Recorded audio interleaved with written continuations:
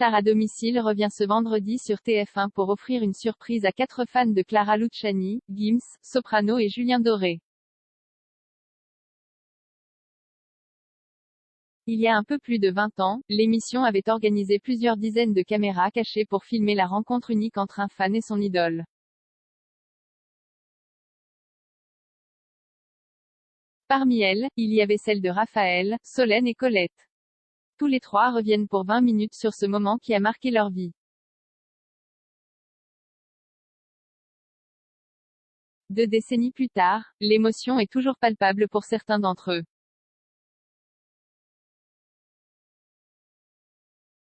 Raphaël, Solène et Colette font partie de celles et ceux qui ont vu débarquer des caméras de TF1 dans le cadre de Star à domicile. Ce vendredi, la chaîne relance le format avec de nouvelles caméras cachées portées par Clara Luciani, Gims, Soprano et Julien Doré. Mais avant de découvrir ces nouvelles surprises, si on s'intéressait à ce que deviennent les personnes qui ont partagé un moment privilégié avec leur idole il y a 20 ans, Raphaël, fan de Lara Fabian, c'est comme si le GIGN débarquait, c'est un souvenir auquel Raphaël pense régulièrement.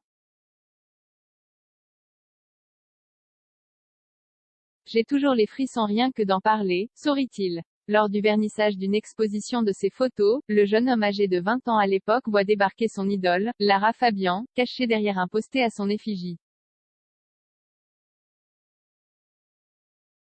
Quand les caméras arrivent d'un seul coup, c'est comme si le GIGN débarquait, se souvient-il. En fond sonore, les notes de la chanson Immortelle se font entendre. On ressent comme une connexion entre l'artiste et nous. J'étais tout de suite pris et embarqué dans la chanson, dans les gestes, dans le fait qu'elle me tienne la main pour me rassurer. Ça m'a permis de m'apaiser, poursuit Raphaël. Aujourd'hui attaché commercial dans la finance, Raphaël n'a pas lâché sa passion pour la photographie. Ni pour Lara Fabian. Au contraire, le fan et son idole continuent à communiquer lors des moments importants de leur vie. On ne s'envoie pas des mails tous les mois, seulement à des moments bien précis, raconte-t-il. Lorsque la chanteuse entame une tournée, Raphaël ne manque pas de lui envoyer un message pour passer un moment privilégié ensemble après le concert.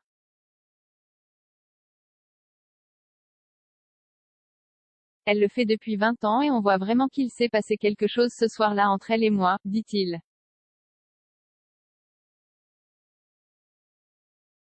Solène, fan d'Hélène Ségara, c'était un genre de choc pour Solène, la surprise était totale et il ne pouvait pas en être autrement, elle a participé au tout premier numéro de Star à domicile diffusé en février 2001 et ne savait donc pas qu'un tel concept existait.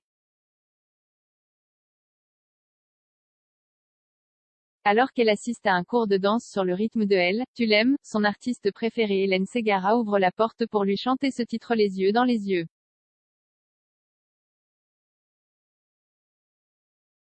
C'était un genre de choc, explique-t-elle. Je n'ai pas du tout réalisé sur le coup. 20 ans en arrière, au lycée, on ne lui parle que de son passage dans l'émission. Dans la rue, on la reconnaît aussi. Finalement, il devient un peu pesant pour elle, de n'entendre parler que de ça. Il faudra attendre quelques années pour que l'histoire prenne une autre tournure. À la fin, elle m'a proposé de rester en contact, explique-t-elle. On a continué à se voir. Depuis la fin de ma vie d'adolescente, Hélène m'a toujours suivie. On est devenus amis, j'ai travaillé avec elle, elle m'a mis le pied à l'étrier dans ce métier. En la suivant dans les coulisses de ses concerts, Solène a appris un nouveau métier, celui d'attachée de production qu'elle exerce toujours, et a rencontré l'homme de sa vie.